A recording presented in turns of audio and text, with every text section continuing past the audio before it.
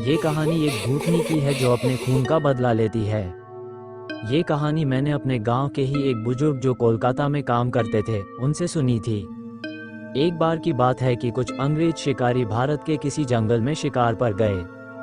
उस जंगल के बाहर एक डाक बंगला था, पर उसमें पहले से ही कोई बड़ा अंग्रेज अधिकारी ठहरा हुआ था। अस्तु इन अंग्रेज शिकारियों को जंगल के बीच बने एक पुराने डाक बंगले में रुकना पड़ा।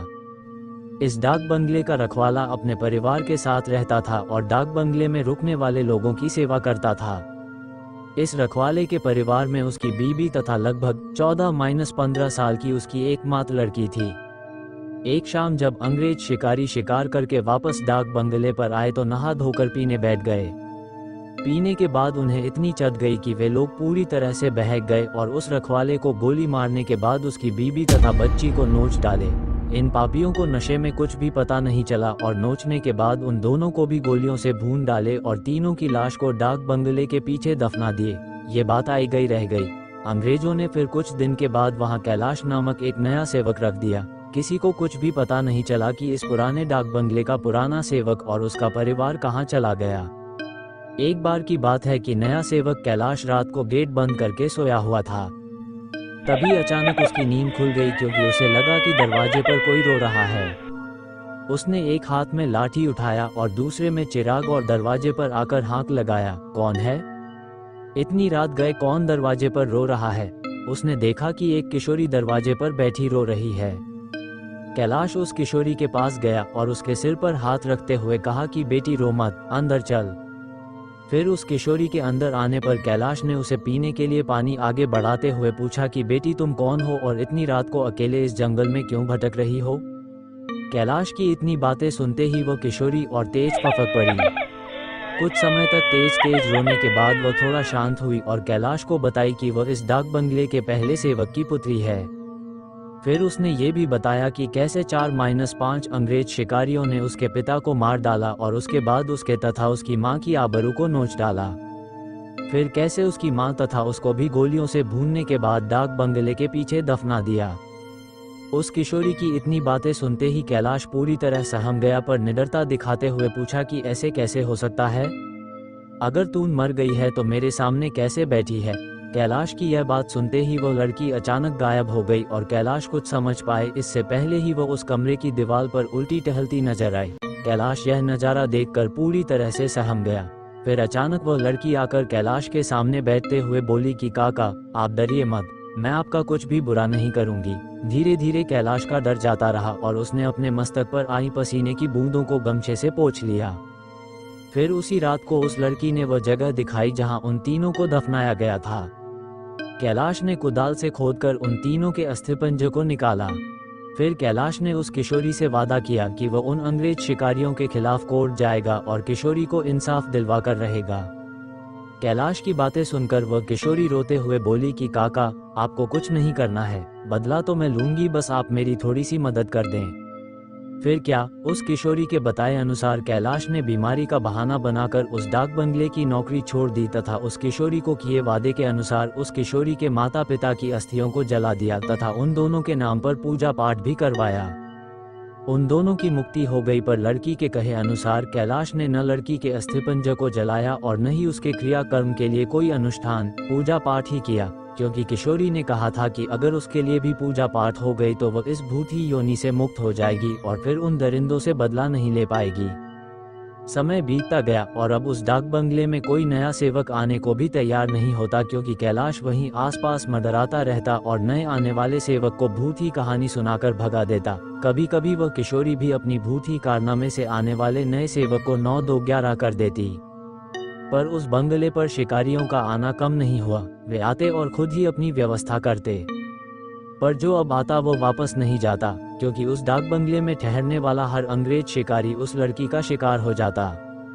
कभी कभी तो ऐसा होता कि वह लड़की किसी अंग्रेज शिकारी को अपने लटकों झटकों में फंसाकर उस डाक बंगले में लाती और रात को अपने असली रूप में आ जाती और डराकर उस अंग्रेज को मार डालती और उसका खून पी जाती। ये क्रम चलता रहा और उस डाक बंगले में मरने वाले अंग्रेज शिकारियों की मौत रहस्य ही बनी रही। अंग्रेज अधिकारियों के लाख कोशिश के बावजूद न हत्यारा पकड़ में आता और नहीं मरने वाले अंग्रेज शिकारियों अधिकारियों के मौत का कारण पता चलता।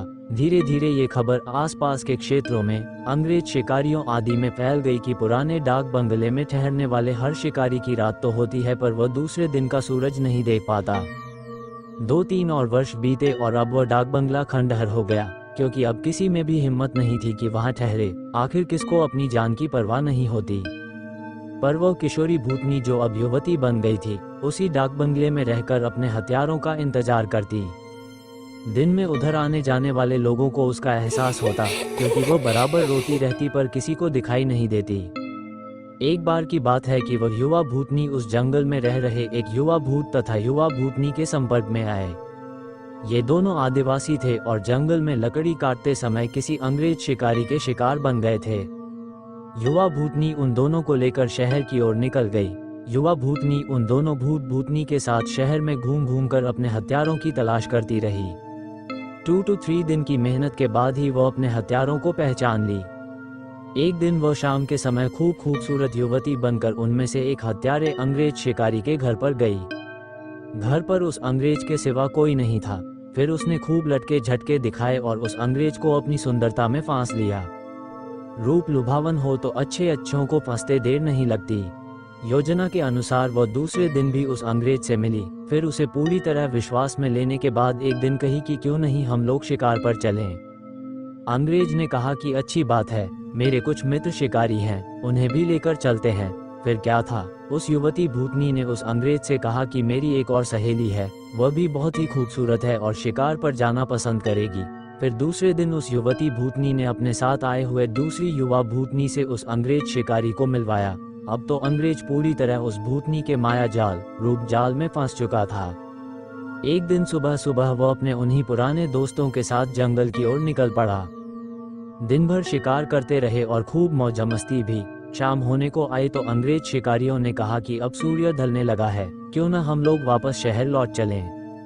अंग्रेज की बात सुनकर उस युवा भूतनी ने कहा कि नाना, आज रात हम लोग यहीं ठहरकर जंगल का आनंद उठाते हैं। पर एक अंग्रेज शिकारी ने कहा कि हमने पहले से डाक बंगला तो बुक किया नहीं है, ठहरेंगे कहाँ। फिर क्या था, वह युवा भूतनी मुस्कुराई और बोली कि इसी जंगल में दूसरी ओर मेरे एक मित्र आदिवासी की कुटिया है, हम रात वहीं बिताएंगे और खूब मौज मस्ती करेंगे। अब हुआ यूं कि उस युवा भूतनी की योजना के अनुसार देखते ही देखते उसके मित्र युवा भूत ने एक मड़ई तैयार कर ली थी। उसमें ऐशो आराम की सारी चीजें भी ला दी थी। उन दोनों युवा भूतनी के साथ ये अंग्रेज उस मड़ई में पहुंचे। इन अंग्रेज शिकारियों को उस मड़ई की दशा देखकर अजीब लगा, क्योंकि उस मड़ई में महलों बड़े बड़े होटलों जैसी व्यवस्था थी। रात को पार्टी शुरू हुई तथा साथ ही अंग्रेज अधिकारियों की सिट्टी पिट्टी गुम होना ही। क्योंकि पहले तो उन दो युवा भूतनी जो देखने में बहुत खूबसूरत लग रही थी, अचानक बहुत ही डरावनी रूप बना ली। ऐसा रूप जिसे देखते ही अच्छे अच्छों की पैंट गीली हो जाए। फिर क्या था, उन भूतनियों ने ग्लास में खून भरकर लाकर उन अंग्रेजों को पिलाना शुरू कर दिया। किसी अंग्रेज की हिम्मत ही न थी कि वह ना करे, क्योंकि सबके सब पूरी तरह से डरे हुए थे और कांप रहे थे। अचानक आदिवासी युवा भी विकराल रूप में आ गया और अचानक उछलकर पास के एक मोटे पेड़ की मोटी शाखा को उछलकर इतना जोर से खींचा कि चर की आवाज के साथ वह मोटी शाखा टूट गई। उसके बाद वह विकराल भूत उन अंग्रेज शिकारियों में से एक को पकड़कर पैर के नीचे दबाकर देखते ही देखते चीर दिया और उसके खून को पीने लगा। उसका खून पीता देख दोनों भूतनियों ने भी लंबी लंबी विकराल चीब निकालते हुए खून पीने में उसका साथ देने लगी और साथ ही अपने बड़े बड़े नाखूनों से उसका शरीर जगह जगह से चीरने लगी।